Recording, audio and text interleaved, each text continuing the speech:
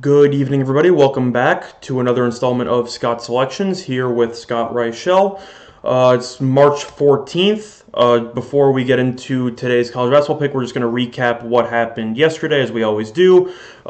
We gave out Missouri -4 against Georgia, and that won. Missouri ended up winning by double digits. I believe I pretty much had that one to a T, where I said that Missouri won the previous matchup by about 30. This game would be closer for a while. Missouri would end up blowing it open late and win by double digits, and that's exactly what happened, as Tom Crean's first season with Georgia continued to be a disaster as they finished 2-17 in conference play, and the season is over. So that brings our record on this program to 5-2 overall, which is extremely solid, but we look to make it even better up ahead. But before we do that, just a brief Reichel recap of what happened yesterday. Overall, not that many insane games, but some teams did definitely help themselves out on the bubble by increasing the chance of them being in the tournament.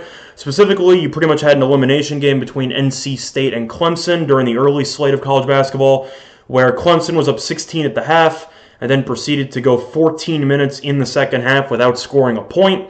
And yet somehow they were up 1 with about 3 seconds left and committed a really dumb shooting foul on a drive. NC State made both free throws. They win the game by 1.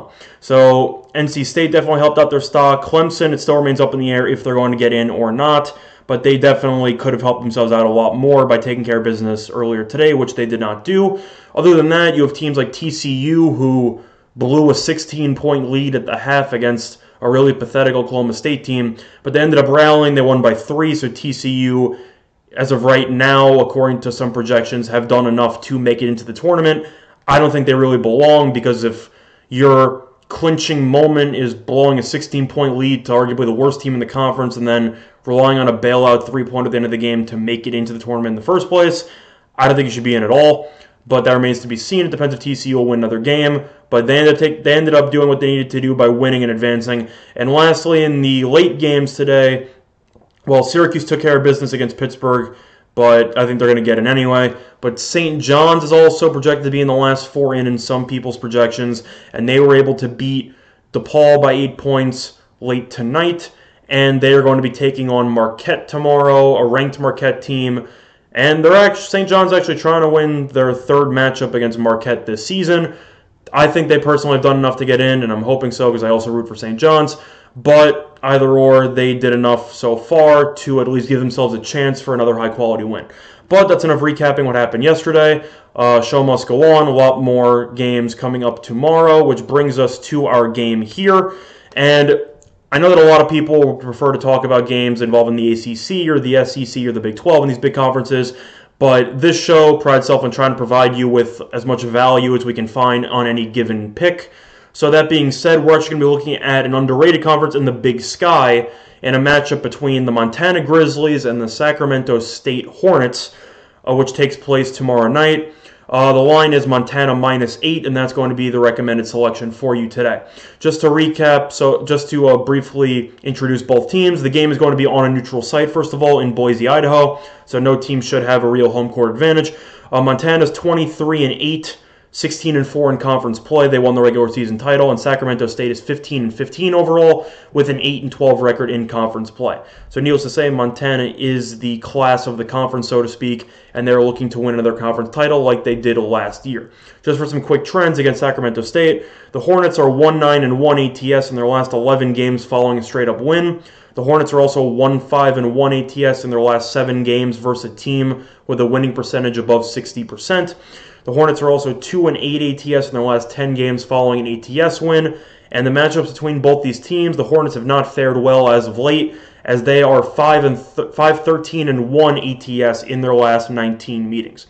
Now, the main reason why I like Montana in this game, besides the fact that they're clearly the best team in the conference, which they are, these teams have already played each other twice this season. And I know that I mentioned this before, specifically with for example, the Missouri pick yesterday, as well as the North Carolina pick, as well as the North Dakota State picks that I've given in the past. I like to look at regular season matchups and see how those games have fared, just so I know how these teams typically match up. Of course, you have exceptions where they're going to make adjustments, but eventually you see two teams that are clearly just mismatches for each other, and I think this is one of those examples. These teams have played twice this season, including the regular season finale. So Montana is actually playing back-to-back games against Sacramento State, and Sacramento State actually played yesterday as they beat Northern Arizona to even advance into this game. But they played twice in the regular season. Montana's won both meetings by at least 18 points, including the regular season finale in which Montana did win 86-68, and that was in Sacramento State, I should add. And in both of those games, Sacramento State's defense has been unable to stop the Grizzlies whatsoever, as Montana has scored at least 86 points in both meetings. And in the regular season finale, Montana scored 86 points on a whopping 59.3% from the floor. I know that sounds absurd, and it is because of the fact of how efficient they were, but that is definitely a trend that Montana has been setting for themselves throughout the entire season. I like to look into specific stats where I can see a specific edge for a given team in this matchup to try to justify why I like them. In addition to the regular season matchups, Montana is shooting 49.2% from the floor this season, which is extremely efficient. It's the 7th best efficiency in the entire country, while Sacramento State is shooting 43.5% from the floor, which is tied for 204th. Now, at first, you might be wondering, Montana won both games by 18 and 31, so why are they only favored by 8? And the answer is that Sacramento State did play yesterday. Montana is on a layoff, so you can wonder if Montana will come in flat. I don't think that's going to happen. I think Montana just simply has too many weapons for Sacramento State to handle, and Sacramento State is just they just can't match up with the Grizzlies in this one.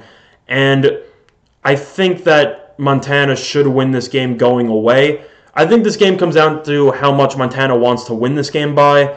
I think they could win this game by 15 to 20 if they want to, or they could call off the Dogs late.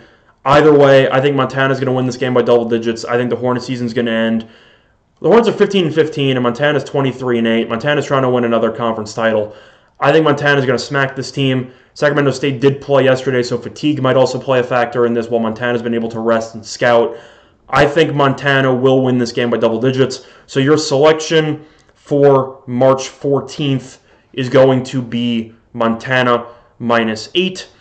And that's going to do it for this installment of Scott Selections. Just a quick reminder to like and subscribe to this YouTube page, as we'll be providing you with more daily content with regard to college basketball as well as other sports once March Madness officially ends.